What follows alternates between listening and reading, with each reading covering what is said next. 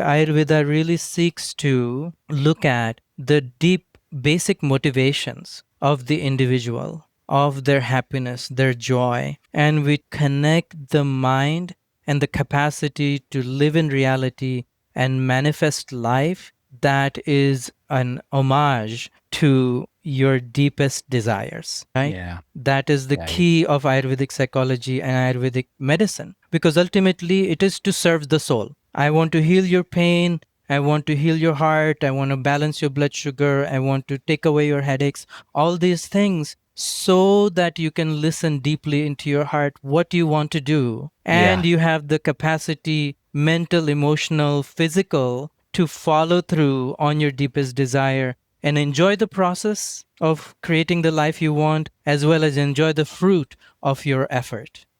Mm. That is Ayurveda. Oh,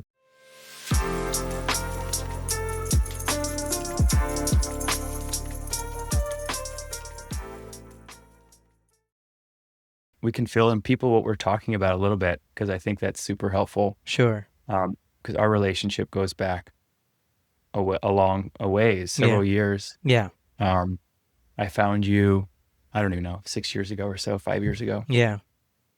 So Dr. Anup is my naturopath, my Ayurvedic naturopath for all the people who are listening. How do you define, what do you call yourself? I say Ayurvedic naturopath. So my licensure is in naturopathy, but I've always kept Ayurveda as the central piece of my practice, because while the licensure allows me to do everything that I do as an Ayurvedic physician, more important to me is the individualization that Ayurveda provides, and then more of the um, kind of the person-centeredness of the medicine, which is very much focused on helping people to, understand themselves, understand how their body works, understand the disease in the context of their being, and then heal it through their body's own capacity to heal. Mm. These Yeah. are all the things I found are very well defined in Ayurveda. So I kind of call it the Ayurvedic naturopath, so that Ayurveda wraps the naturopathy. Yeah, yeah. Yeah, Ayurveda is first, yeah. and so it's prominent. I know when I think of you as just as a naturopath, it's not enough. You know, it's like no, there's so much more, and even just yeah, there's so much to your practice and the work, and Ayurveda in general is Mhm. such a beautiful practice. Yeah. And yeah, you we were chatting about my wife Paula, Hmm. and so you've helped um, both of us Hmm. really, and in some through some really serious parts. You know, it's Hmm. probably one of the most intense aspects of both of our lives when she was diagnosed with brain tumor Hmm. a couple years ago, and you were there before we knew she had a tumor, Yeah. and and I'll say maybe we can get into this a little bit Sure. later because I want to give people a context of like what is Ayurveda, because I've always some people would just be like, what is this, you Yeah. know, What and are you I talking about? I really want because I think right now especially there's so much of a health crisis going on in the Yeah. world, and the tools that we have that we're used to in the U.S. and Western cultures are just they're not enough. Hmm. And I think now more than ever, finding different types of modalities for people to become familiar with and diminishing that connotation people might have with Eastern traditions and Okay. Eastern medicine. There's something about that where they just it's like, oh, it's just, you know, it's either kind of too spiritual or too unfamiliar. And Hmm. so breaking that down so that people can really understand it, I think is crucial. And Yeah. so maybe we can start around like what it is, and then we can get into more of the personal things you've helped me with and my wife, because um, those were some pretty big things, Okay. especially for her. So yeah, Sure. let's, what is Ayurveda? Okay. Um, Let me let me talk about kind of my perspective, and the little bit of a historical perspective also. So Ayurveda has at least a documented history of over 5,000 years. It is a traditional medicine of India, And in terms of why I say documentation is because Indian culture maintains that until before 5,000 years ago, it was primarily an oral tradition. So it has been around for a very long time, and it suddenly appears in the Vedas, especially the Atharva Veda, as this fully formed medicine. And from that time, it has been upgraded through the years. One of the oldest treatises, which is Sushruta, is dated to be between 600 to 1000 BC, which is still used. The basic principles of Ayurveda, diagnosis and treatments are defined in that. It is also one of the oldest treatises that clearly defines surgical procedures, Mm. removing tumors, plastic surgery, wound healing, and things like that. It also Oh, wow. described 108 surgical instruments, how surgeries were done. I'm not a surgery oriented person. Yeah. Even in naturopathy, we could do minor surgery. I Hmm. avoided it. Not that I Yeah. was squeamish, but I wanted to focus my work on the minimally invasive individual empowerment focus. And beyond Sushruta, there is Charaka Samhita, which is I think over 1,000 years old, and then in over like 500 to 800 years old is the Ashtanga Hridaya. These are the three main texts of Ayurveda that define the principles of Ayurvedic approach, and they outline ways of diagnosis, approach to treatments of various diseases. They define diseases based on Ayurvedic understanding of the physiology, and ultimately, what the Ayurvedic understanding of the physiology is that we're all unique, but we're Mm. built from natural elements, and we're as part and product of nature, works similar to how nature functions.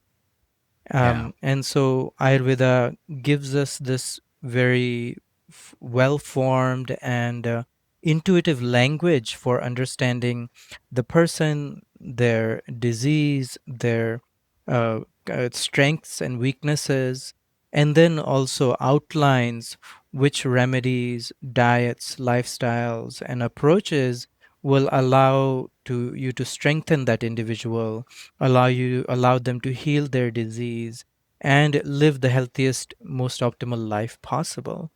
And so it's something I say is like it's not so much a medicine where you're bound to an expert, but rather a medicine where you can be self-empowered to heal yourself. Yeah. And that's one key thing I've really tried to center my practice around is education and empowerment of clients. Yeah. And I think that's what I love so much about it. Even jumping into it several years ago, Hmm. and you even shared a couple books with me Hmm. that I read. And there was a phase in my life where I was really curious about that. And then, and then I kept looking into, I'm just super curious person, as Hmm. you probably, as you know, and just Yeah. looking into all these different types of modalities. But then recently when I came to visit you because I had an ear infection and kind of picking back up Hmm. the books, and even just before this conversation, trying to refresh myself a little bit on those things and finding how much that I've grown personally into who I am. It's very much a self-discovery process I've taken over the Hmm. last 5, 6 years, and comparing actually my constitution, which let's get into that a Yeah. little bit, the Okay. constitution, the doshas, but comparing what my lifestyle looks like now, as far as like the diet that I have, the things I eat, my personality and the way I behave and patterns, and then looking at the book and what it says, and it just like it was so uncanny the things that it describes, I found it particularly interesting in the food because recently the food I eat is so, I wouldn't say unusual, but my wife just is like, "Well, this is so weird. Like, what are you eating? Like, you just eat oats and bananas and almond butter, like just raw. I eat a lot of raw stuff. Okay. It's like really simple, and I do like dairy and Mm-hmm. and sweet. Like I do like to have sweets in there. And so Mm-hmm. I go to this pastry shop by my house and I love it. I'm just like, what the heck? I just love sweetness. And it's like organic, healthy. Mm-hmm. They sweeten things with honey instead of sugar. And Yeah. so it's like one of those healthy, uh, I guess you call it healthy bakery or Mm. pastry places. Sure. And then going back into the books that you sent me, and it's like my constitution is very it's like sweetness is a very good thing. Mm-hmm. And it's like there was even a line in there's like the Vata Pitta constitution Mm. should have sweetness in everything it does. And I Yeah. was just so anyway, I'd love for you to explain more Sure. about the natural maybe the five elements and then how that creates the doshas and the constitutions, and we can Yeah. unpack those a little bit too. Absolutely. So, yeah, like you mentioned earlier, about being able to make the medicine not feel so foreign. It is important to start to relate to personal experiences of these elements and these doshas, right? And so, for example, there are, five basic elements: space, air, fire, water, and earth. And if we take someone who has a Vata constitution, it is said a combination of a space and air element. I typically, from a clinical perspective, I'll find that, oh, when there is Vata involved, there is a lot more of a nervous system involvement. The nervous system sensitivity is there. What that means is kind of the nervous system is constantly responding to the circumstances and what's around and what's up and what's down and what's hot and what's cold, and is affected by the environment a lot. So we look at, for example, the air element, and we notice, so space is like an inert element, right? You just Yeah. kind of you notice space by what's in it rather than space itself, right? And so Okay. air is what is the main thing you notice in a Vata individual. And like the air. Just I'm just gonna pause you for a Yeah. second because I think these words can be very tricky for people to catch. Vata, Vata, yeah. Vata. Yeah, yeah. I'm Vata, just gonna slow you down because I sure. remember how confusing it was for me at the beginning to catch all these names. Okay. And so there's like you're going into the five elements that make up, and there's like Three three. constitutions, yeah. And Yeah. so we're talking about Vata now, and then we'll get to Pitta Kapha and and Kapha, Pitta. yeah. Yeah, very unusual words, and I think that's partly why people get turned off is they're so unfamiliar with these words, and then Mm-hmm. they're related to the natural elements, and I Yeah. think that confuses people because they can't put that together. It seems like too unscientific Yeah. for the Western mind, and Right. what's helped me is that when we're talking about the five elements, they relate perfectly to the forms of matter, Mm-hmm. solid, liquid, gas, Mm-hmm. plasma, and we have the quantum field now, Mm. which we could argue is, I mean, you call it space, but Sure. it's, or ether, they refer to it as ether. Yeah. Yeah. And so Nikola when we Tesla look at called all, it ether. what's that? Nikola Tesla, that was the Yeah. idea of the ether and how the ionosphere arises from it and gives power to all Okay. things. Yeah. Is that where it comes from? I've just heard, Well, I that's kind of that's where I got familiarized with what ether oh, meant, in a okay. spiritual and scientific sense. Yeah. Gotcha. So there's such a correlation to Western vocabulary Mm-hmm. and the Ayurvedic vocabulary. I think that helped my mind Mm. bridge that. I'm like, oh, they're talking about the exact same thing. Yeah. Like when we're talking about earth and solid, we're just talking about crystalline structures, like the Mm-hmm. atomic crystalline structure. Yeah. We're talking about air, we're talking about gases, Right. just in that structure and that behavior. We're talking about water. I Yeah. mean, and I'm loosely connecting them. You might argue there's not they're not exactly like that, but it Yeah, really and helps. to be honest, right, it's like my work is to talk to individuals on a day-to-day basis, and they're not thinking of themselves as crystals and you know, Yeah. and the ether and the air. But and so, like, So what Ayurveda does, right? Like you take the air element and it's described with the qualities of mobility and Yeah. and so there's always movement with the air. And when I see a person that has a vata constitution and I say, what do you notice? How does your mind work? They will be aware of the mind is that their mind is always moving, that their Mm. thoughts are always moving, or they Yeah. need to move a lot, right? And so they start to recognize that aspect of air. The air is associated with dryness. And so I ask them, how does their skin feel? My skin feels rough, it feels dry. As they're aware of that dryness. I ask them, how do you feel in stressful circumstances? We might recognize they feel ungrounded, they feel, anxious, restless, and things like that. They're familiar with that idea of ungroundedness or Mm. lightness of the air, right? Some people are even aware of their intuition, that they get feelings about things and sense about things, and it's more like in an imaginative way. Or some people are aware that, oh, they're very imaginative people in general, very creative people in general. And that's the quality of subtleness, as the air element is described in Ayurveda. Mm. And so I'm not really talking to them about the quantum physics and the crystals and all this.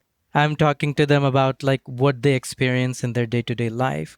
And Yeah, so totally. for you, I could tell right away the constitution has the vata quality to it because you're very interested in so many things.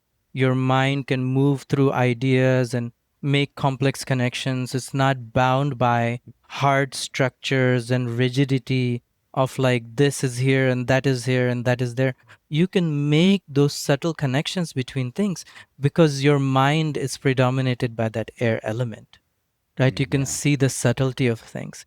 And so that relates to the subtlety of the air element. And so that's how we kind of, I don't worry about people not understanding Vata Pitta Kapha. I've concerned myself with like, can they start to relate to themselves with the Yeah. qualities of themselves they experience? You see, like I could never change a Vata person to a Kapha person, right? Their mind is always going to be that light and subtle.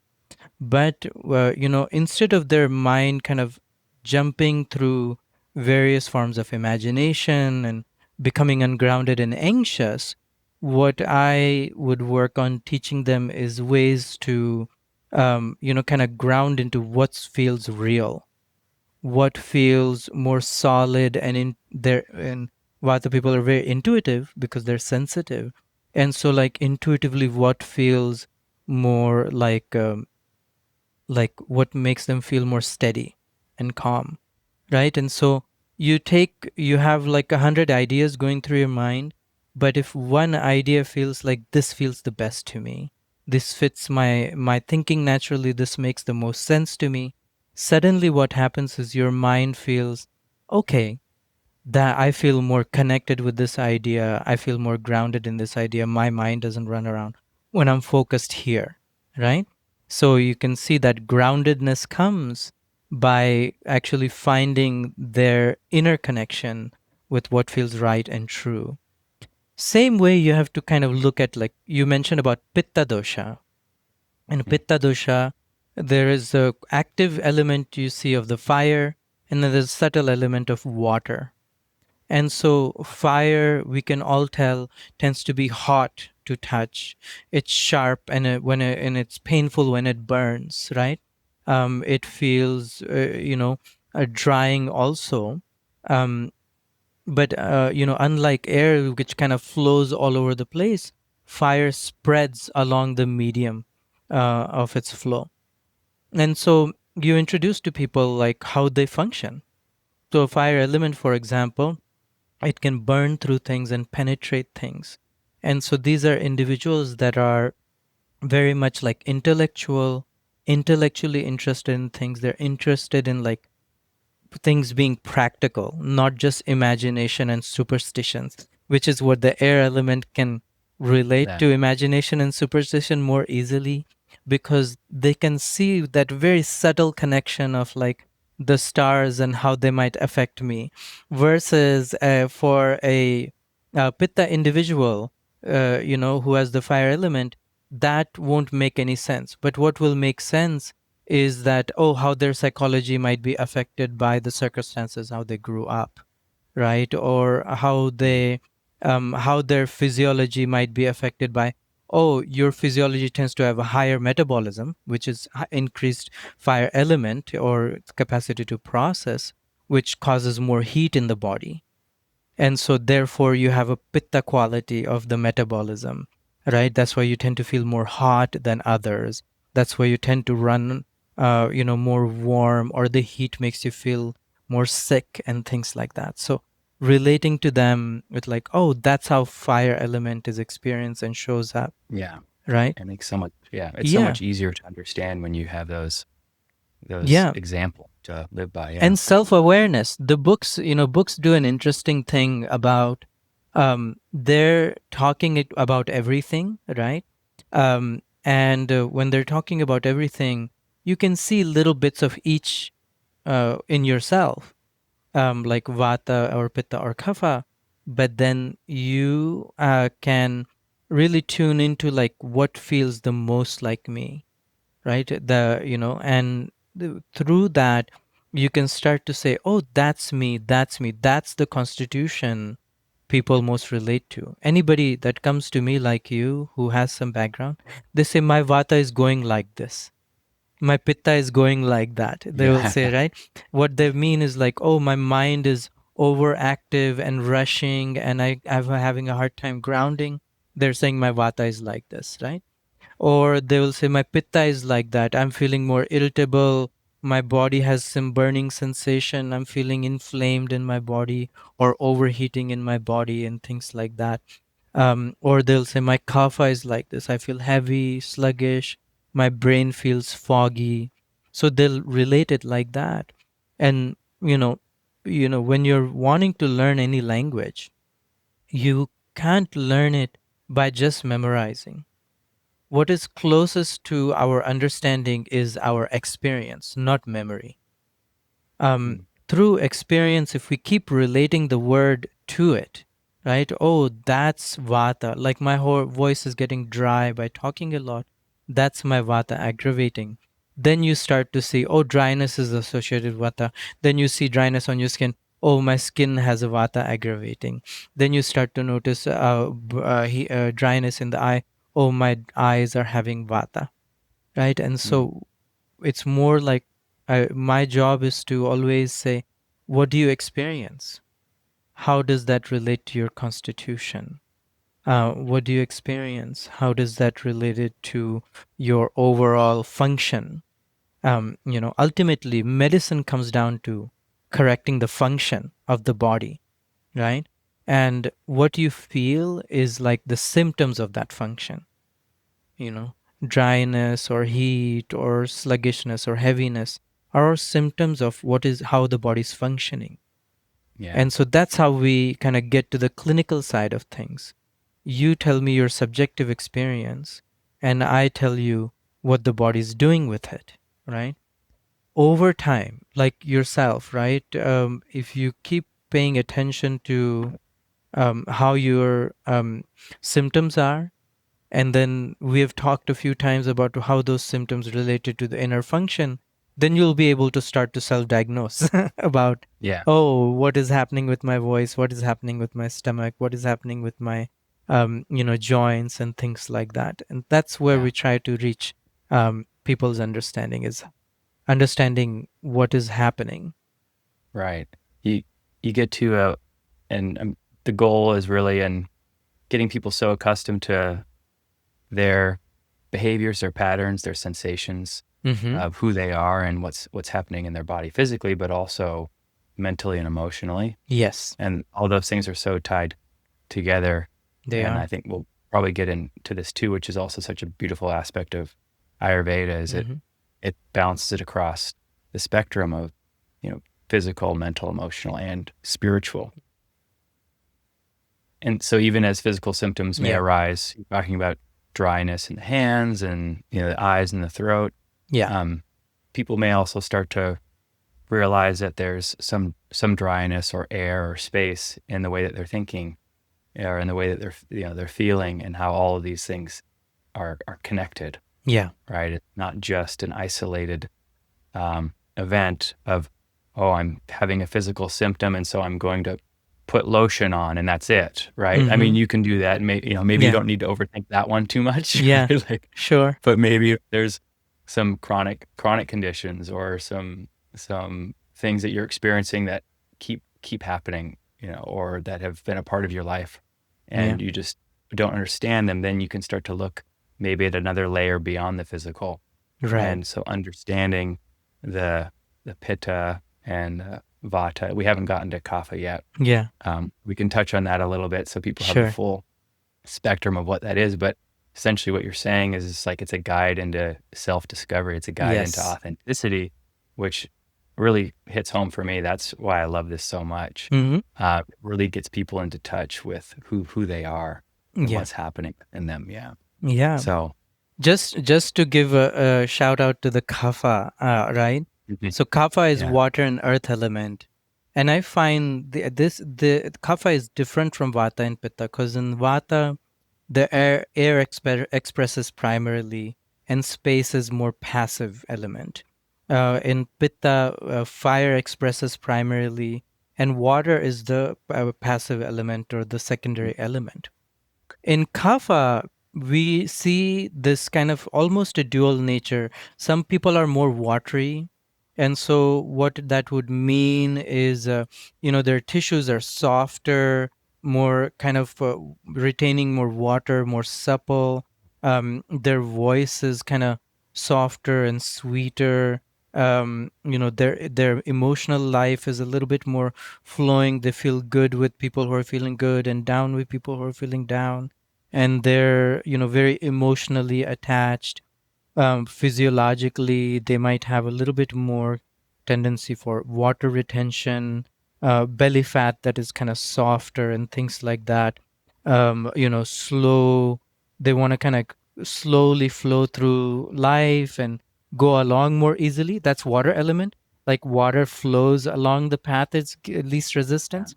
Then there are earthy people, and earthy people can be quite stubborn, rigid.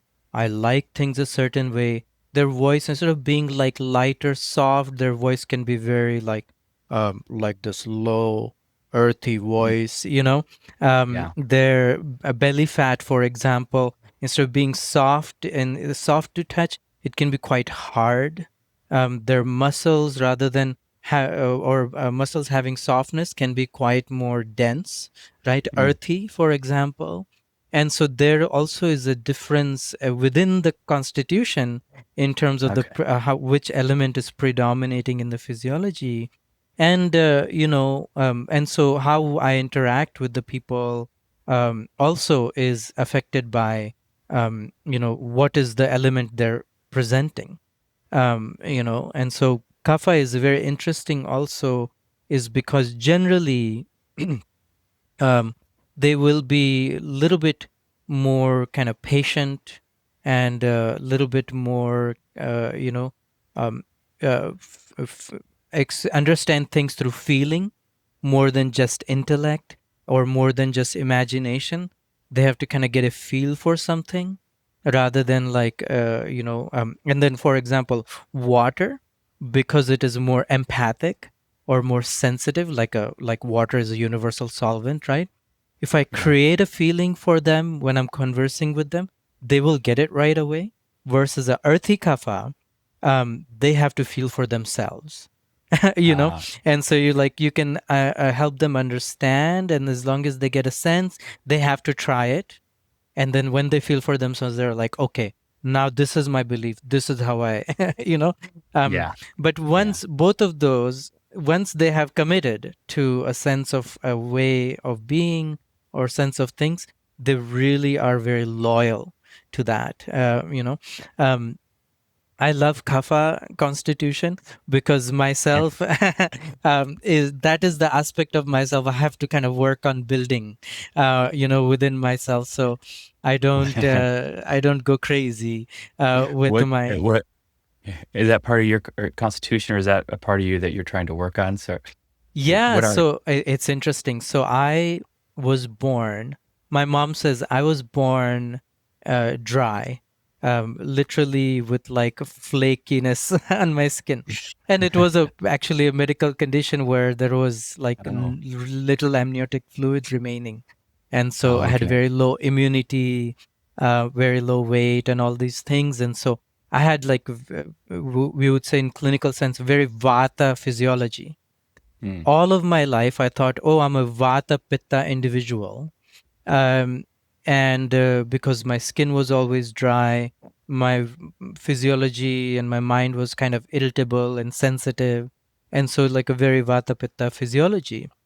As I, over the decade or so of practicing Ayurveda and applying the medicine to myself, my constitution has shifted to balancing all that vata imbalance since I was a child. Because my skin Uh, used to be always very dry. I was always very restless. I cannot pay attention, cannot focus. Now I can focus a little bit better. My skin is less dry and all that stuff, but more importantly, what I noticed is my emotional life is very kapha. I'm deeply attached to people in my life. I'm, very empathic and sensitive to how they're feeling. I get very affected by if someone is mad, then I get very irritable. If someone is happy, I feel very happy. Some people call that codependent, you know, um, but I call it empathic. Um, yeah, because I've worked out the codependency part of it, of course, sure. Yeah, in the yeah, psychology, yeah. and so I can see where I'm being codependent, but also notice that like, oh, like most of the kapha individuals I see, I like my environment to feel like it is a good environment, and so if someone in my environment is not feeling well, then I get very affected by it and I'm compelled almost to heal. I Yeah. realize over the years also, oh, that's the aspect of my healer, right? It's like someone comes in, I become deeply invested in their healing. It's because I feel deeply invested in them feeling well, because them feeling well makes me feel well. And so, Yeah. again, in the beginning of my practice, that used to be this very codependent. Like, if everybody's doing well, but two people are struggling, I would get very depressed, feel like such a failure. I'm not so good as a doctor. And Mm. now I can, that now I can see themselves for themselves and see, okay, what is my role? How do I provide kind of the counterbalance or the counterweight to their experience and offer my knowledge expertise rather than become disheartened and then struggle with them, which was the codependent behavior. Yeah. um, and so yeah, so I really learned to cherish that kapha because I was always very envious until I started to heal and realize, oh, my physiology is a lot more balanced, right? I have a decent vata element, but more likely, if I can balance all of my vata aspects, I'm more like a pitta kapha constitution. Mm. And the Yeah. vata was so imbalanced that it felt like what was natural to me. It Oh, was like a yeah. chronic imbalance. And I thought, that's oh, that's interesting. what's natural. Yeah. Um, I relate so much to what you just said Yeah. personally. Okay, tell me, what do you I think mean? when I first met you, Yeah. I was doing the online quizzes for what Yeah. constitution you Yeah. are before, and I had this really deep yearning for the Kapha constitution because it's so grounding and Mm-hmm. stable. Mm-hmm. And so when I came in, I was like, yeah, I think I'm that. I think I'm a Kapha. And you're like, okay, well, let me talk to you for like 5 minutes. And within, after the end of our session, you're like, you're Kapha Pitta, or Yeah. sorry, Vata Vata Pitta. pitta. Yeah. Yeah, and fiery and airy and Yeah. dynamic and moving constantly, which yeah, spot on, of course. Mm-hmm. And it was like that was so interesting to me because it was this yearning of foregroundedness. And even I talked to you about, um, or you just noticed, I think Yeah. in some of the sessions we had, my heart rate would just start like pounding Mm-hmm. even before the session. You're like, are you nervous? Are you Mm-hmm. like, what's going on? And I would say, I think I was just like, oh, I want to have a good outcome. Mm-hmm. I want to have a good heart rate. You know, it was like Yeah. just stuff like that. And you're just like, okay, all right. It's okay. And even I think years ago, I mentioned, I was like, I was just mentioning all these things that were kind of more nervous system activation, Yeah. you know, and the yearning really for being more grounded, more stable, Mm-hmm. having more rest and peace. And so maybe this is even just a little bit of a notice for those who are curious themselves. You can try to self-diagnose your constitutions, and it may work, but if you're really seeking something or needing something in your life, you may attach towards one that's not really yours. Yeah. It might It's be a true. little bit of a projection. Yeah, Yeah. yeah, absolutely. Well, speaking of, you inspired me. Let's bust a little myth about Ayurveda. You All know, right. people go through and get these Ayurvedic quizzes, and then they are like, oh, that's what I am. That's who I am, right? And I did that for many years. And my own experience taught me that actually we, if we're really honest with that quiz, right, we're going to experience ourselves how we experience ourselves in the moment. And that's what's going to reflect to us in the quiz. My own experience of realizing over the years as I've healed that, oh, I am not that much vata. Rather, yes, some vata is there, but mostly I'm pitta and kapha in my constitution. Vata is how I get imbalanced all the time. And because I had grown up with that imbalance, I felt like that's who I was, right? Ah, And so I see a lot of folks with chronic diseases in my practice, and those people feel that they are a certain way because that's how they've experienced themselves for all of their life or for decades, right? But what I learned that individuals can shift as they heal, and mm, and the myth is that out there, that vata pitta, your constitution is set from birth, and there is clinical aspect to it that yes, at conception you're a certain constitution, right?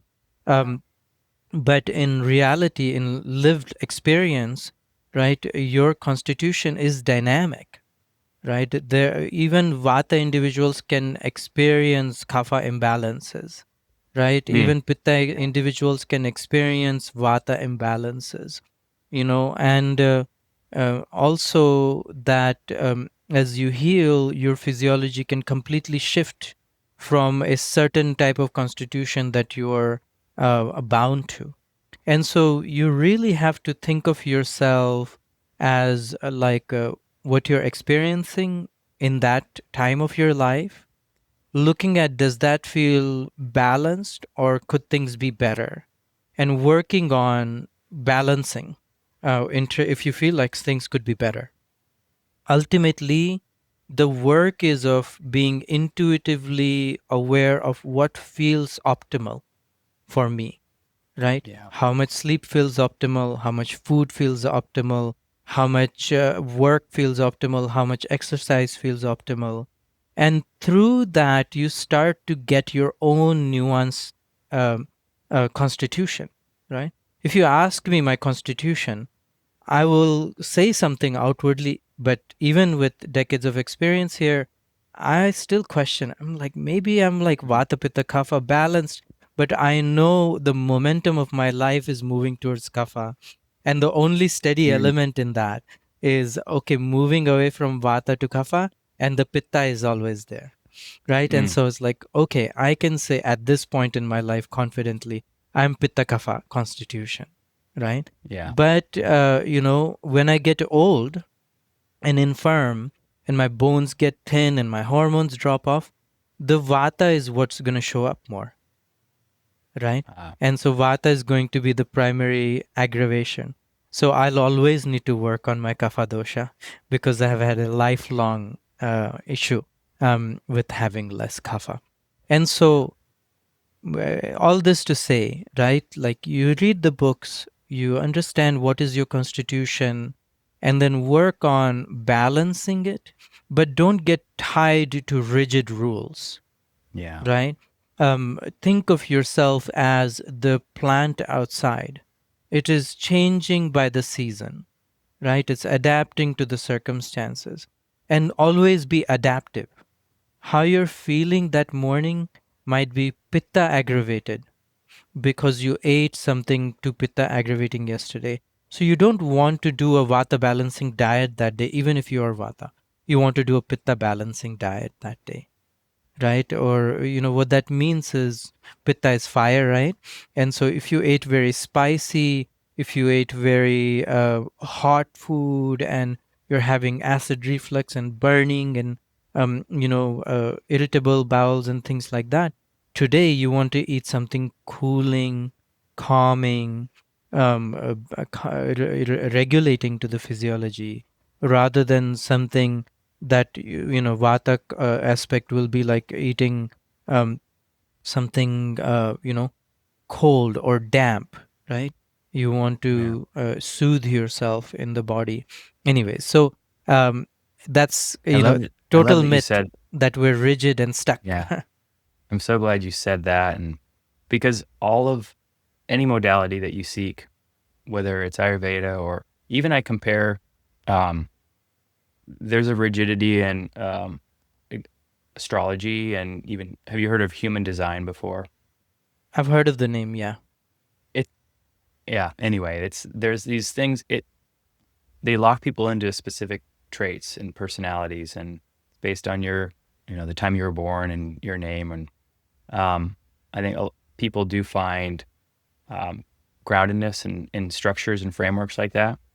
And I think Ayurveda has this similar but much more expanded and flexible nature to it. Yeah. And so I think with any kind of modality that Hmm. anybody is doing, it could be anything from even like breathwork, meditation, Yeah. um, not getting so locked into whatever that is, Yeah. and it's unchanging. Hmm. The whole idea of this journey of healing or life is to find out who you are, Yeah. and there's just tools along the way, and it's just really, that's the goal, is just Yeah. knowing who you are, finding balance in who you are. And like the authenticity just comes from knowing that that's, you are being you. Hmm. And you can define it however you want, right? Like Yeah. you can use the terms through Ayurveda, you can use the terms through astrology, but just knowing that as a human being, you have the ability to transcend all of those, Yeah. right? All of those boundaries, and you have, you at your nature, at your core, you are fluid and ever changing, Yeah. constantly moving and flowing. Yeah. So I'm really glad you spoke to that, because I think it's so important. People Yeah. like to get stuck in these ideas of who they are. Yeah. I mean, rigidity and overcommitment to anything leads to like an inability to think and be free, and so, you cannot, uh, it's a trick of the mind. And, mind is subject to our evolution. And so we're like, we need certain fixed ideas, for example, to ground ourselves into a comfortable reality, right? And so the mind will look for patterns that are self confirming, and in that way, soothing or comforting and grounding to the individual. And so one of the things about that is, knowing yourself, having a certain kind of a sense certainty about yourself, right? And so people, especially, I'll speak to just Ayurveda, right? This idea of having a certain constitution is kind of a certainty about yourself. I am this way, I am that way. And so then people get really caught up in, kind of being very rigid about it. And the soul is not really like that.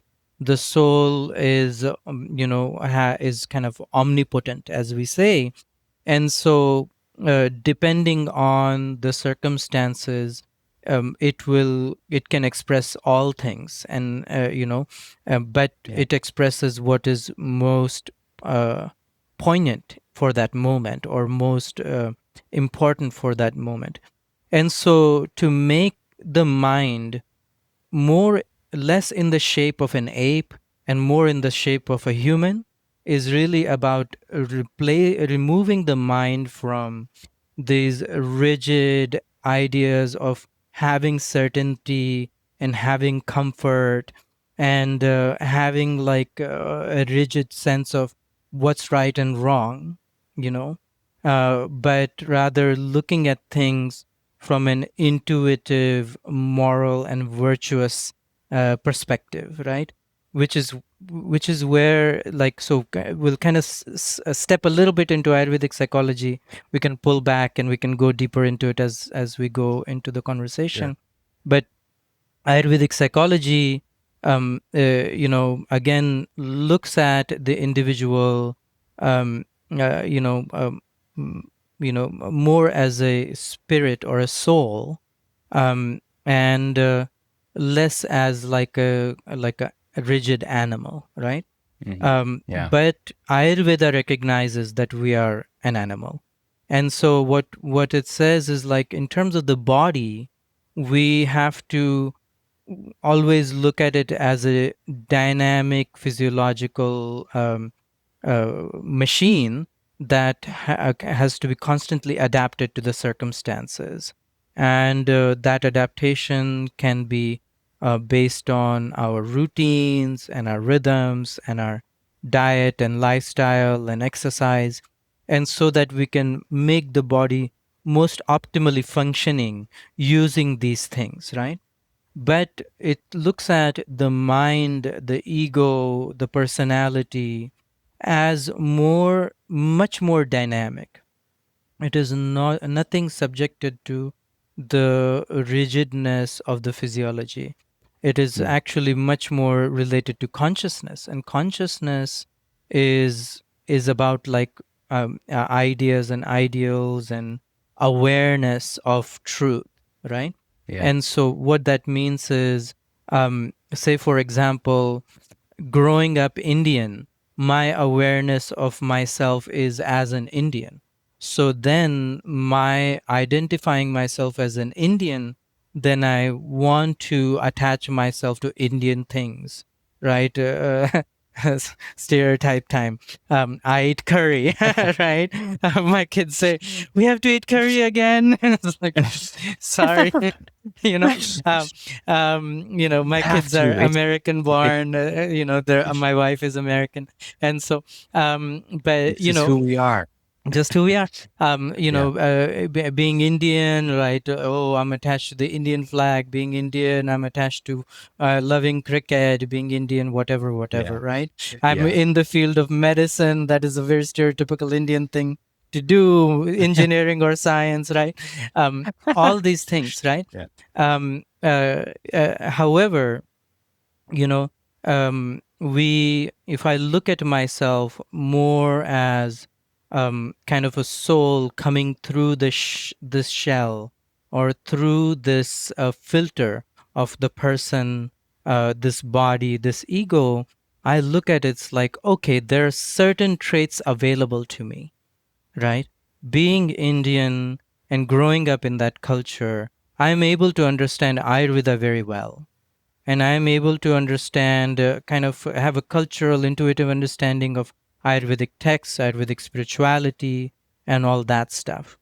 And so, what I can do is take advantage of those things, um, to um, to really bring to fruition my highest ideals, my virtues, my inspirations.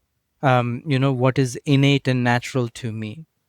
Hmm. But I don't have to be bound to thinking as an Indian, like the rigid rules and dogmas of Indianness or Hinduism is not something that is really. belonging, that the soul belongs to. Soul is completely independent, right? Yeah. Same way, right?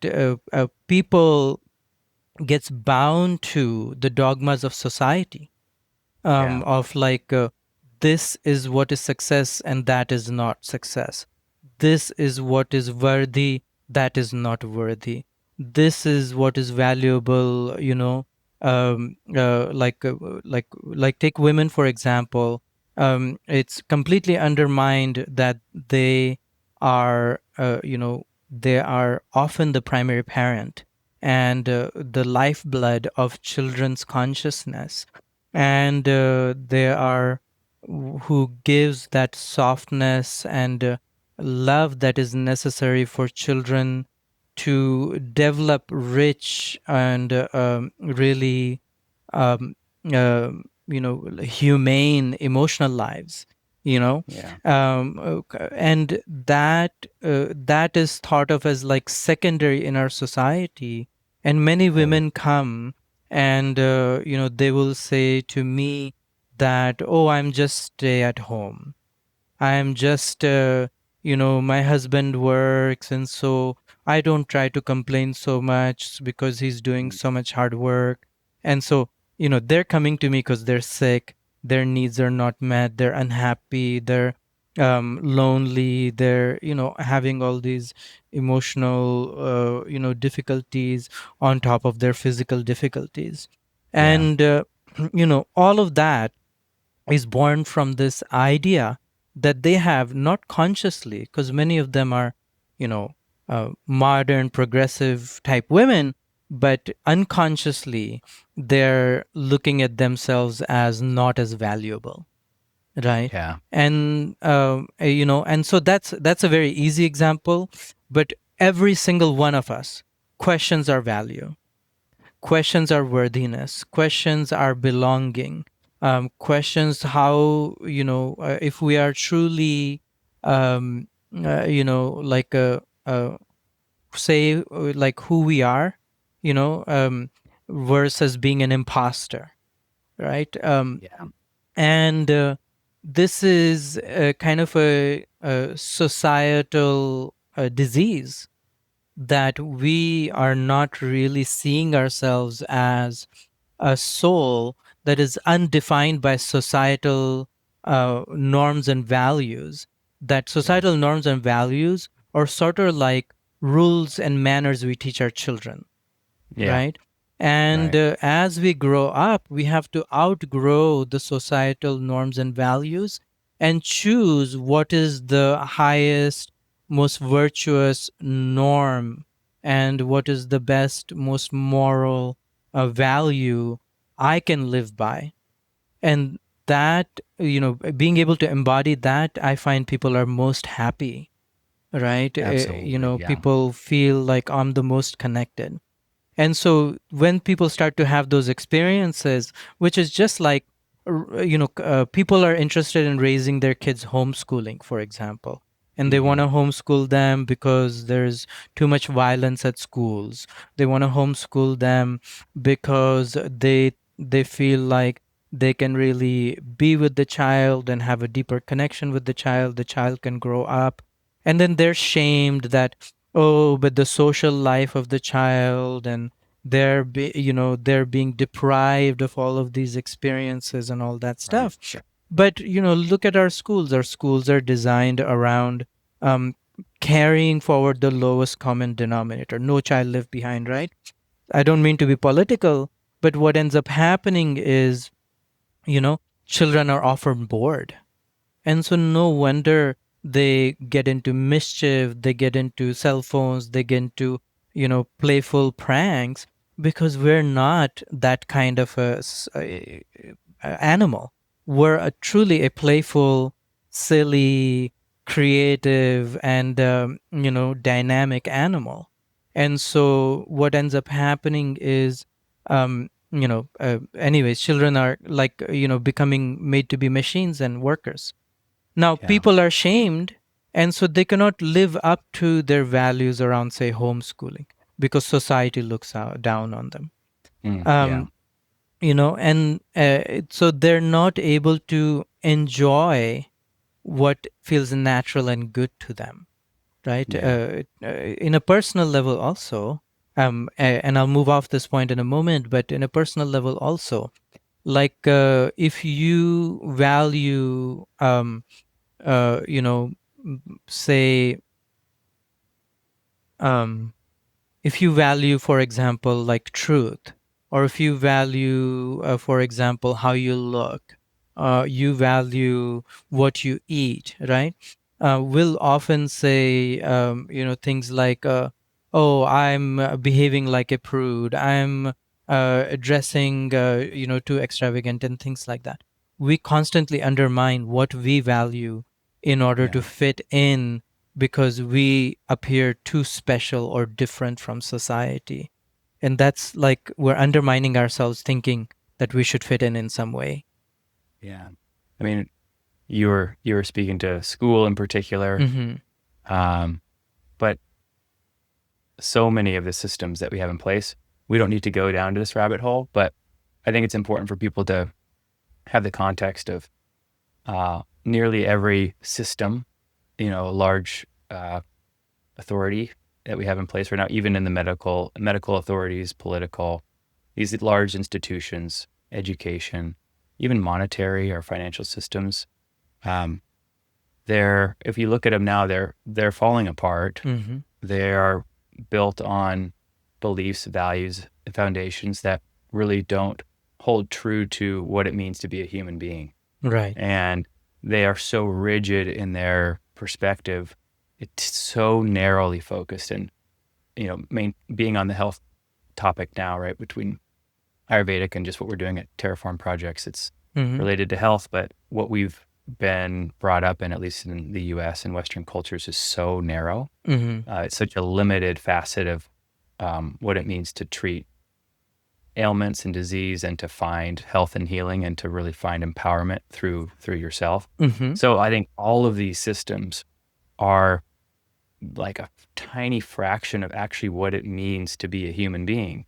Right. And it leaves us very little wiggle room to navigate if you stick and adhere to the values, the beliefs, the ideas that are being perpetuated by those systems. It leaves you such a narrow window to navigate. And so you're Mm-hmm. finding yourself, it's like, well, deep down, that you're somewhere outside of that box. Mm-hmm.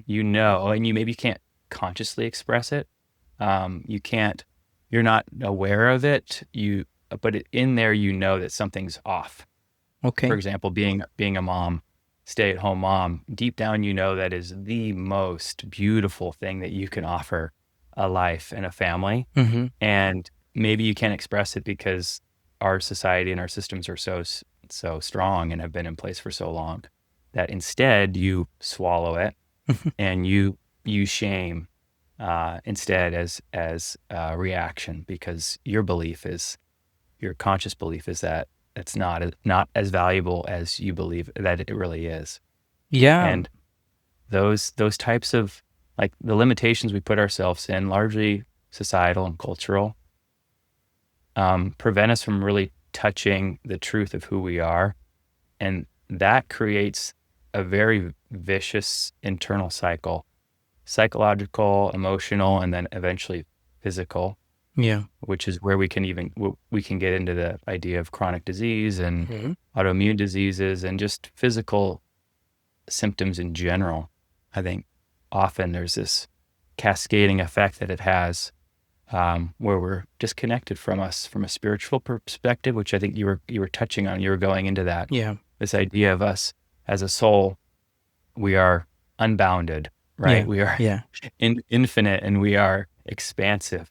Mm-hmm. Uh, we really don't have, at least in Western and American, we're a little bit disconnected from that, maybe a lot. I don't know if it's anywhere like that, right? Like I was recently looking into Bhutan, and Yeah, Bhutan is a little kingdom, in the northeast of India, and yeah, that is like the one country that I'm aware of where um, people the main focus is the happiness of the people. and how to Right. keep the country is somewhat undeveloped for that reason, because the value system there is around being spiritual and looking at life as sacred and each other as sacred beings. And there's and I'm sure that within that also there's some societal binding and things like that happens. Sure. But Yeah. even in a country like India, there is such a dog eat dog type of world that you can't really take the time to bring spirituality into the way you approach work, the way you approach interpersonal relationships and things like that. And so it is very heartbreaking and heart wrenching that the way things are breaking down. I really look at some of the historical documents of India, the way historical societies were described in India, and where virtue and spirituality were kind of primary. Now, there was always the caste system in India through all Yeah. that, right? And so people were very stratified, but there was a real sense of like speaking the truth and following a virtuous path and doing your duty and taking care of your parents and taking care of the community. There is specific rules described within Ayurveda as to a good life involved doing charity, being respectful to each other, being able to kind of hold non judgment and non stealing, non harm as important virtues of existing, right? And the society doesn't really support that. And so we really have to build that innately within ourselves and within the small world that we control. Um, you know, I what I valued about what I have valued and I value still about the United States is that the Constitution, for example, gives us these inalienable rights, right? And to me, coming from a country that was colonized, and even the Constitution is very kind of colonial product. Yeah. You can feel in a country like this where you truly can be sovereign inside of your home, right? Because that space is protected, and you can raise your kids any way you like. You can follow any possible religion that you wish. You can, not that government has always followed that, right? There has been lots of Especially now. yeah. Yes, and historically also, right? Yeah. Hypocrisy has been there. Yeah. Hegemony has been there, all this stuff. But, and in Ayurveda, right, and my position, I don't concern myself with that. Like, I mean, I'm politically aware and politically get concerned for the life of and the future of my children, but as a personal level, what I try to create within my home is a soul nurturing space, a soul nurturing Mm. sanctuary.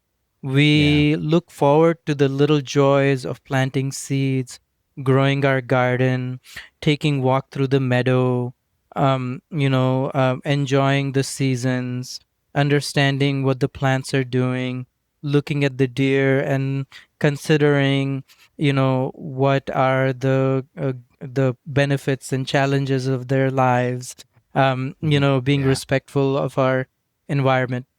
And in a way, like, I know I have little children, so all of those things and considerations are so have an element of magic to them, Yeah. because Yeah. right, it's not all broken down into like the scientific language. There's just like, oh, the deers just show up one day and it's magical to go out and Yeah. look out, or oh, the leaves are all turning and look at how beautiful the tree Right. looks, and wow, how did that happen to the leaves were just green, and there's a magical element to it. And there's a reminder to really you know kind of connect with life and things in an innocent way. And for us grown-ups, the way we do it, I think whether or not you have children, right? Um, as grown-ups, we can do that by enriching our spiritual intuition, right? And spiritual intuition does not mean that you're a very spiritual person. It can be like, oh, you follow your ancestral traditions and ancestral value systems and follow the rhythms and routines that your ancestors created, or you follow a certain spiritual religion and celebrate life through that, cultivate virtue through that. But it can also mean that you value good food, and therefore you do your best to grow your tomatoes because that's all the space you have. You value good, a good clean environment, and so you do your best to like keep a beautiful environment, have a little space where you can go and sit and be peaceful and happy. You value spiritually, you value happiness, and so you work really hard on your relationships to be honest and loving and heal your inner wounding, so you don't not so triggered by your wife or your husband, and you can create a sanctuary for each other's heart, right? All of these things are spiritual, right? Mm-hmm. It could also mean, oh, maybe you don't have a partner, but you say, oh, I am really inspired to grow my career in this way.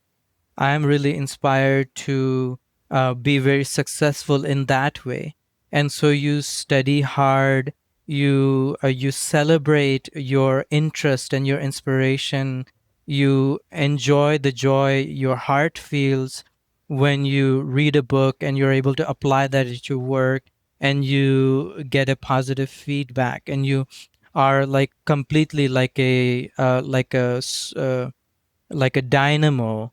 You work the wheel and you light up your life and career because Yeah. you're that dynamo of a person, totally fired up about the life you want to create, right? Or you Yeah. love to travel, and so you work really hard to save up every penny so that you can go and see the places, speak the language, eat the food that you want. Everything is spiritual in this way because it speaks to the heart of your heart, and it speaks Yeah. to the truth of your soul, and it brings that deep joy that only you can create and only you recognize, and no one else can really give you, right? And that all of that, like Ayurveda really seeks to look at the deep basic motivations of the individual, of their happiness, their joy, and we try to connect the mind and the capacity to live in reality and manifest life that is an homage to your deepest desires, right? Yeah. That is the Yeah. Yeah. key of Ayurvedic psychology and Ayurvedic medicine, because ultimately it is to serve the soul. I want to heal your pain. I want to heal your heart. I want to balance your blood sugar. I want to take away your headaches. All these things so that you can listen deeply into your heart what you want to do, and Yeah. you have the capacity, mental, emotional, physical, to follow through on your deepest desire and enjoy the process of creating the life you want, as well as enjoy the fruit of your effort. Mm. That is Ayurveda. So, so beautiful. Yeah, As you were speaking, yeah, I was thinking just you were touching on joy, yeah. so much joy, your passion, excitement, Mm-hmm. like what really fuels you, what sparks curiosity. Mm-hmm. And I think, and you're referencing it in a very spiritual way. And that I think that is the language of of spirit, of our soul, that Yes. joy. It, like, when you find that, it's so unique to you, right? You know what excites you, you know what pushes you, Yeah. and the joy is this, your soul, your spirit telling you, you're, yes, more like this, Yeah. you are on the right track. Yeah. And I don't think we put that into perspective like that very often. Mm-hmm. And sometimes we even shame our joy and our excitement and passion, right? Like, oh, we should be working hard. Mm-hmm. Mm-hmm. You know, we should be more serious. Yeah. And we will even sometimes push joy away and playfulness, because of, well, a lot of how we've created the systems in our culture and society for ourselves. But joy is the language of the soul. Yeah. Joy, curiosity, excitement, and I'm glad you said that, because it is such a spiritual thing. Mm-hmm. It is. We receive these messages, these physiological messages, I'll call them, right? Like, the excitement is Mm-hmm. something that shoots through the body Yeah. as you're doing these different things. And it's coming from a much deeper place, right? It's not coming from, Yeah. it's not coming from a chemical reaction. Yes, it is coming from some kind of reaction in your body, but it all stems back from something so much deeper. Like, it's coming from a much deeper place. It has to come from somewhere. And we know that we don't end at the body. Yeah. So where is this message coming from? Where is this unique message coming from? It has to be coming from something bigger. Yeah. Yeah. Well, yes, and anxiety, anger, depression is also a language of the soul. Yeah. Because Yes. what you mentioned there, you're very astute to mention spirit, and of course, there is many different meanings to the idea of spirit. I want to mention that in a little bit of an Ayurvedic perspective. So Mm. life is this interaction of the soul through the personality, right? And the spirit is sort of like your sensor for how reality is going for you, right? And when your spirit is joyful, when it is inspired, when it is excited, when it's lifted, right, that is feedback to you. You're on the right path, you're doing the right thing. The soul is affirming, the soul is behind you, the soul is feeling more present and embodied, and really infused with the personality, as the personality is more absorbed in the soul, right? But there is also being off your path, when you're not in the right place. Maybe you want to say something and you're too afraid to say it. And so you feel anxious and uncomfortable and you feel sad and helpless and hopeless. Right? That is also your spirit saying to you, my spirit Yeah. feels down. My feels broken. My spirit feels lost. My spirit feels anxious. And so the spirit is giving that feedback of like how you're out of resonance with the soul's intention, soul's kind of path, basically. Right. And Yeah. so really, it brings me to kind of another point of self-awareness, which is meaning making. you know we have this interesting capacity in our mind to give meaning to things, meaning to the experiences of our lives, or meaning to the relationships in our lives, right?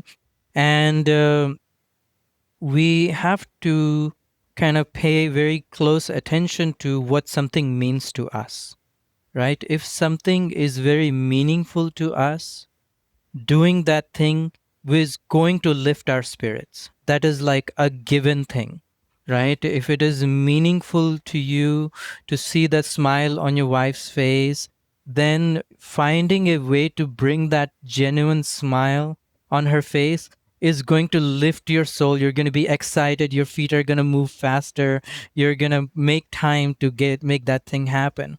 If it is meaningful for you, for your child to learn a certain way of acting and having certain kinds of manners, and you see them kind of just do it naturally on their own, you're going to feel swollen with pride. You're going to feel deeply moved by their little brain, their little personality showing through this very virtuous and mature thing, their innocence evolving into a great individual. If it is meaningful for you to really succeed in life, right? When you study, when you work hard, and then you have a chance to apply that knowledge, you will feel joyful that, like, I was ready for that moment. I was ready for that thing. I'm really, right there on my path. And so joy comes that way. And, Yeah. you can go to the same job for 10 years and you get more and more depressed. That is telling you, oh, maybe I have chosen to do something that has kept me more and more isolated from myself, right? Yeah. You are in a relationship, and you for years, and you have never had space to express yourself. And every time the thought of expressing yourself comes, the chest gets tight and the throat gets closed, and you feel anxious because what will they think? What will they say? Okay, maybe the relationship is not right place for you to be, but it might also be that no, maybe you need to grow in a certain way so you can make the relationship in the right shape for you, right? Yeah. It could be Right. both. Your partner can be really good, but you've never given them chance to rise up to who you really are, right? Mm. And so you Yeah. feel anxious and closed and shut down around them, even though they're so great. And what happens to these people often, they feel, I don't deserve this person. They're too good for me, right? Yeah. And then you Right. isolate yourself within the relationship too that way, right? And so Yeah. your spirit is always telling you, right? That, and so meaning, what something means to you, right? Coming back to that idea of meaning making, you have to kind of create this acute awareness of what something means, or what would be a more meaningful thing for me to do, what would be more supportive, more generative, more inspiring, more challenging way to move forward, that will help me to grow my joy, grow my Yeah. peace, grow my confidence, grow my kind of like embodiment of the soul. And that Yeah. is that is an important aspect of meaning, and it relates very much to our sense of purpose too. But I'll pause there. Let you kind of Yeah. chime in. Well, and that before we jumped on the call and we were Yeah. emailing back and forth, you just talked about how a lot of your practice has been shifting more and more towards the mental, emotional, Yeah. psychological well-being. Sure. And even though Ayurveda covers it all, it Mhm. seems like for you personally that is definitely more of a focus lately. Yeah. And I think we're starting to get there a little bit with what you're saying, just around Mm-hmm. the meaning and significance people put behind their lives Mm-hmm. and the stories they tell themselves about who they are in relationship to those things. In relationship to your job, in relationship to your relationships, and in relationship to things you do and the things that fulfill you or don't fulfill you. And so I think that psychological aspect and the perspectives you hold around those Mm. things is a huge influence, if not one of the biggest influences on your overall health and Yeah. your physical health as well. Yeah. Yeah. Yeah. Well, okay. Let me speak to that. Actually, what came to mind when you said that is, say, a lot of times we um, value more what we're told than value more what we feel. And then there is even a more subtle dynamic. We are told to feel a certain way, Mm, right? And that's where yeah. the conversation about the critic comes in. All of us have a certain kind of a critic, right? And there is a good psychological uh, role that a critic plays in terms of critiquing our actions and our approach to things as a way of refining and making it better. However, I see many people who will have a caregiver who is highly critical, or they grew up in a dynamic or a culture or a religion which is highly judgmental. And so they develop like this exaggerated version of the critic that is constantly managing and controlling their actions and how they feel about themselves. And you know it blocks us from like seeing what is meaningful. It keeps us doing things that are expected of us, right? And it says, oh, only meaningful thing is when you meet the expectation. Mm. Well, only Yeah. meaningful thing is when you do as you are told, or when you do what is expected of you, and it's not meaningful otherwise, right? And so the critic is like this biggest kind of a aspect of the personality that we have to work out. um, you know, there is a lot of shame that is associated with this dynamic. The more we have experienced shame growing up, the bigger, the louder, the more controlling the critic is. And our self, the part of us that is like innocent and that is natural, is very much like bound by all of the criticism that we Yeah. feel towards ourselves. There is no freedom to think or move in a way that feels more dynamic and flowing. And so, it's interesting to, yeah, I've always valued psychology and spirituality, and I feel like I needed to work on myself for about a decade or so before my practice could shift, because I Yeah. wanted to work on this for a long time. But the people Mm. I saw for a long time were having chronic diseases and all the variety of things that come along, and people can't find a cure for, or want Yeah. the next natural thing that'll work for them. And as patients kind of got better and evolved, they're like now they're working on making their lives better. They're working on enhancing their relationship with themselves, their partner, their kids, living a more fulfilling life. So those people are continuing to follow me, and as their physical health is managed and they're doing their things, their emotional and spiritual life is now becoming kind of the center of the practice. And so that's how the practice Yeah. kind of opened up in that direction. There has always been psychology as part of the practice, but now it's more exciting, and it's interesting to see the practice evolve that way, because you see our society is so stressful.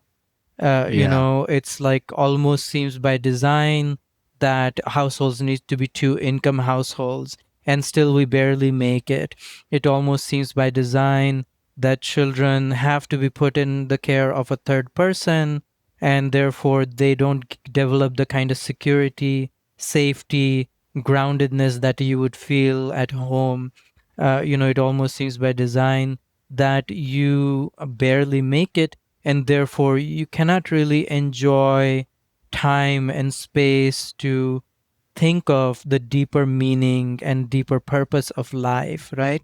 Yeah. And so I value that my practice is shifted in this way, because we are also part of that flow of having a totally busy life, living in this very controlled budget, in this very limited resource environment, and think about like, okay, how can we connect with spirit and spirituality? And Mm. to Yeah. me, the answer has been meaning. What gives you meaning?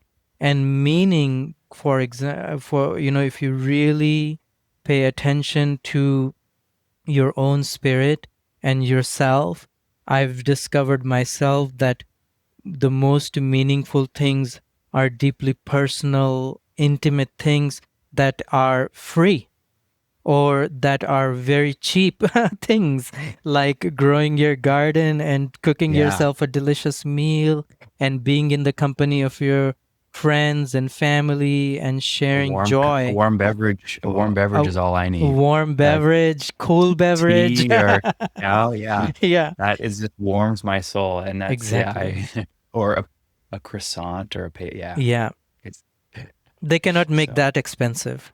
So, no, they're well, getting expensive. croissants. No, I'm talking not croissants, but I'm talking about just the what gives joy to the heart. Yeah, yeah, You know, yeah, yeah, yeah. if it's an immaterial thing, but rather more meaningful in I a know. spiritual Yeah, sense, yeah. that can't be made Yes, expensive. I was joking. Yes, you're right. I know, and I was joking a little bit too. But yeah, the Yeah, connections with people and like just slowing down those simple things become so much more beautiful. yeah, yeah. And I want to ask you a question first Sure. before I go down this path because, um, well, around what time did your practice shift into that more Yeah. um, So, psychological?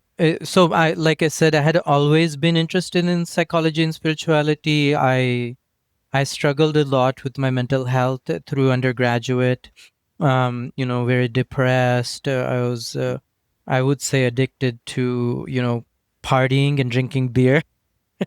I was addicted to beer Yeah, mostly, and partying came along with it, I would say. sure. And Yeah.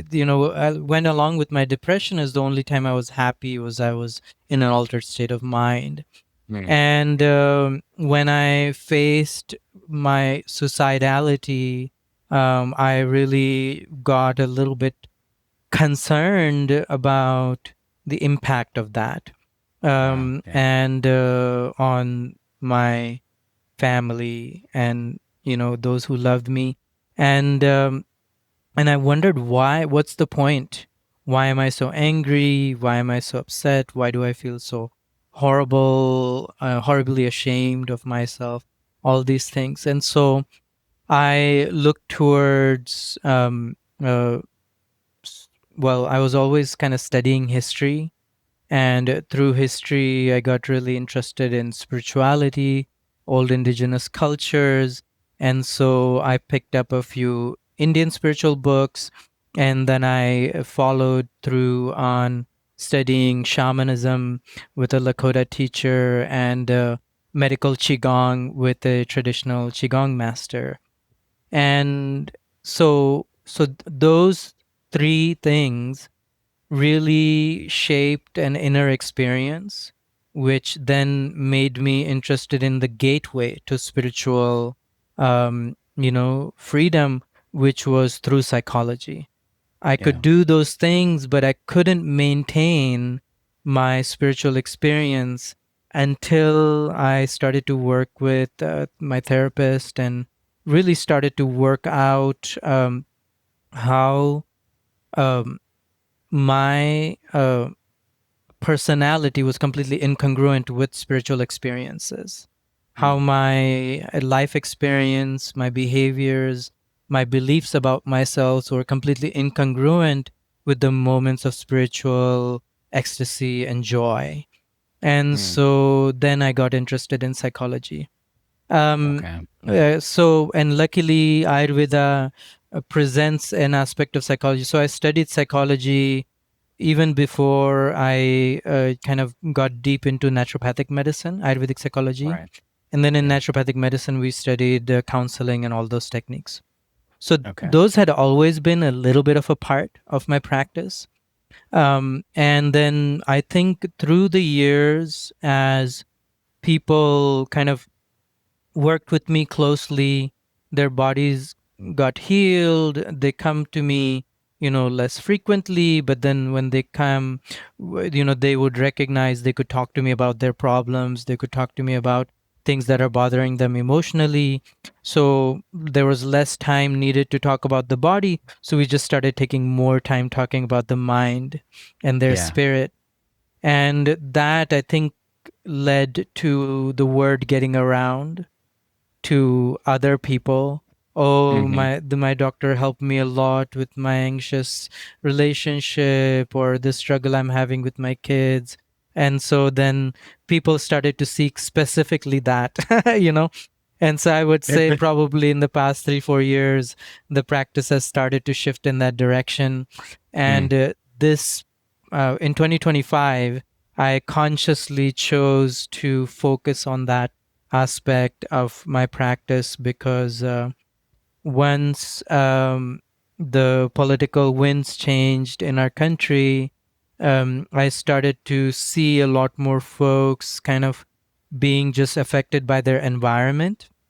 And that was like this added pressure, emotional pressure on top of their day to day life and Yeah. struggles. And so my interest was to like, how do people kind of, have a thicker kind of a skin, you Mm. know? And actually, the truth is, we are empathic individuals, we are empathic beings. And so it's not so much that we can have a thicker skin, we can have a stronger center, you know? Yeah. And so the focus of the practice, I decided, okay, I'm going to kind of intentionally offer people how to cultivate a stronger center. And how we cultivate a stronger center is by following that path of truth and meaning that makes us feel that our life and time is purposeful and self-fulfilling, and through that we cultivate a personal joy and personal freedoms, and we feel less subject to the unhappiness and the fear environment that is being created around us. Yeah.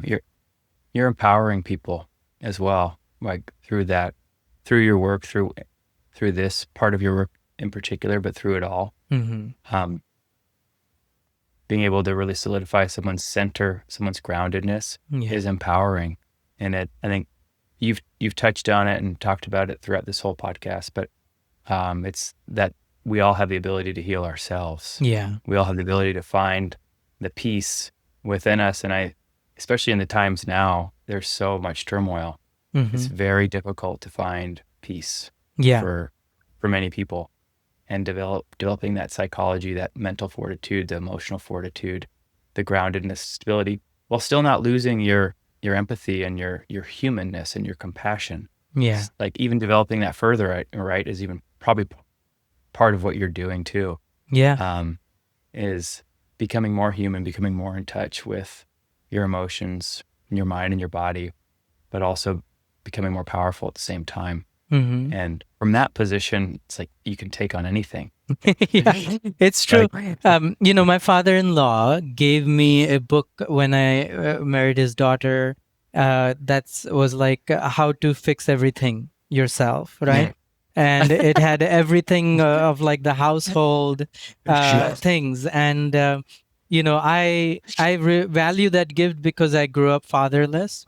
mm, And I have a wonderful stepfather, but he's an engineer, a software engineer, so he was always more interested in computers, yeah, um and so, but to me that taught me like a set of tools and interest in fixing something, and patience can help you to achieve any of that, right?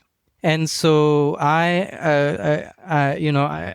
I always valued Ayurveda in that way.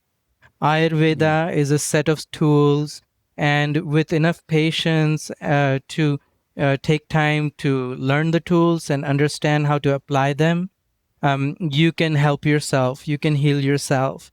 And yeah, so, that's what makes Ayurveda fundamentally different from all other medicines, is because, yeah, you might work through an expert, but ultimately you can be an expert in your own health and well-being, and you can really empower yourself to heal yourself, to live a good life. And so yeah, that's the key thing I try to go back to. And I wasn't even trying to stick to a point throughout this podcast, but if I did stick to a point, I come back to that because that is really the center, the core of how I approach medicine. Is this like, hey, these are these set of tools anybody can learn with time, with patience, and with understanding. And that's why the relationship with my patients is so important to me, is yeah, because through that relationship, I'm able to kind of guide themselves, coach themselves, bring their attention to themselves. And by paying attention to themselves and awareness of their experience, They learn who they are, how they function, what makes them feel better and worse, and how to apply the tools we have shared together to make themselves their own healer. Yeah. So that is the Awesome. core of the healing. We, I'm, even I thought we probably would get more into, or at least a little bit into the, remedies and food and nutrition aspects and the types of, Next all time, the herbs. But we no, I can be think very this, like, specific. Yes. but that's, people can look into that, right? I mean, Yeah. hearing about that stuff is not super Mm. exciting, but I'm sure when people think of Ayurveda, they're like, oh, all these different herbs and tinctures and detox, Yeah. even massage. Like, there's so many different remedies and treatment options that come with, Ayurveda. Hmm. But I loved how we spoke really more to just the self-discovery, finding who you are, Yeah. finding that healer within, because I Mm. think that is the most important aspect and probably the thing that we really want people to take away from Yeah. this. And it leads me to just maybe two personal stories. I know we're coming close to the end here, but Sure. I've told you this before. I'll say it here is, I came to you, I was sick for like a year. I just kept getting sick, recover. Maybe it was 4 or 5 times in a year. And there was always like a week after I physically recovered of just anxiety. Mm. And you checked me out, and I said, what's going on? There must be something that I'm missing. I keep getting sick and I keep having this anxious feeling towards the end. And you were just like, you looked at me after looking at all my vitals and everything. And you said, Brian, you're in perfect health. So you just need to have faith in something bigger than you, faith in God, faith in your body, faith in that you can heal yourself. And that stuck with me. Like, that hit me really hard. It was Mm. I think it was perfectly timed, and it was the the best piece of medical advice I've ever gotten.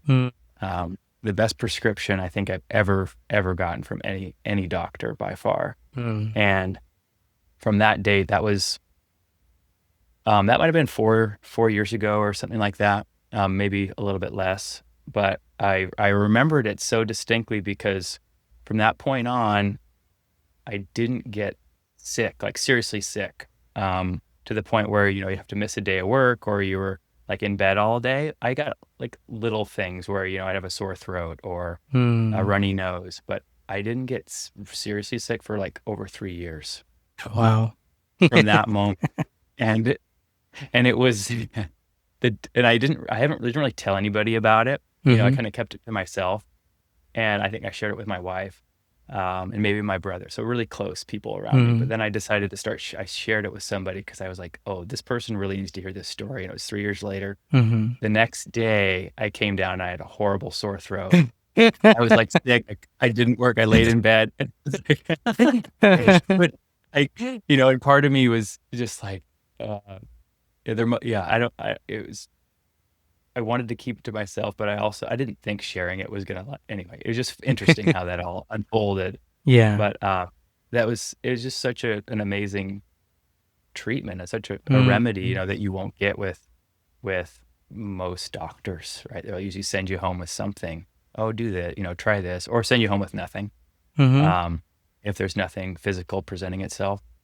But that same um, that same treatment, I guess I'll call it like that, how you move through that with just the care and insight and intuition, Mm. and even just your personality. I think people will probably see it as they watch you, like so cheerful and jolly and uplifting. And I think when Paula and my wife was going through I mean, for people who don't know and haven't um, tuned in before, she had a pretty serious brain tumor, an aggressively, very fastly growing brain tumor, right after our son was born. Mm. And prior to us knowing this, we were looking for answers. We were going to really anybody that we could. We went to more Western traditional doctors and even physical therapists because she had some vertigo and dizziness issues. Yeah. We thought it was a lot of postpartum Hmm. effects, which we're definitely part of it. But we also saw Dr. Anup, and I just know the time that we started seeing you, up until the point basically where we found out she had a tumor, Mm-hmm. um, that was when she actually started to feel better. Mm-hmm. Prior to that, it was just getting worse, worse, worse, worse. Mm-hmm. We weren't really getting any answers. Nobody could provide us any reassurance. Yeah. And coming to see you, so calming, so just putting her at ease, Mm-hmm. really. Um, that was so, I think it was so important for her and for me. Yeah. Even when we were Scary for a seeing, new mother to to be that oh sick, gosh, and so yeah. yeah. But even when we were seeing the surgeons Mm-hmm. and the hospital team, the neurosurgeons, um, every time we went to the hospital, we would both feel worse after Mm-hmm. any kind of visit. But then, and every time after seeing you, we would always feel better. And that was just like, it really, it touched me, it touched Paula, and Mm-hmm. it meant so much just to have a voice of clarity and comfort. Right. Um, and you seem to know more. I won't go into the details, but you seem to know more about what was actually going on, and maybe why these things were happening to her than the surgeons. I mean, it Yeah. was just really disappointing how little and few answers we got from them, Yeah. and the fear that they really unconsciously push Yeah. out into their words and their treatments. So um, I really appreciate how you, just who you are, and the practice that you have, and your ability to bring peace and rest and assurance to those that you're caring for. I think that's such a vital aspect of being a healer. So yeah, thank you for that.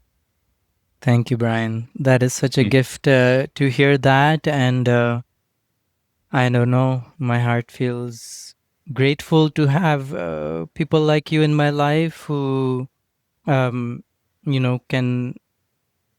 can see my heart and appreciate it, and Mm. also where I can give my heart and knowing that it's valued. I try to do that with everybody, but as with everyone, that we feel vulnerable. And with you, I've always felt there is a great ease of giving because you really cherish and honor people too, and you are very respectful and a good person, Mm. at your own heart, and so you've also made that very easy. So thank you so much for saying that, Yeah, and I do, I do appreciate hearing that. It means a lot. Thank you. yeah, of course. Yeah, Yeah. you have a huge heart. Huge Thank you. heart. Comes across. It's wonderful. So, ah, we could dive in so much more with all of this, I'm Yeah. sure, but I think that was a wonderful place to wrap it up. And Thank you. yeah, so thank you so Anytime much. And you want to have another conversation about anything, we can get into more specifics. I'm happy to.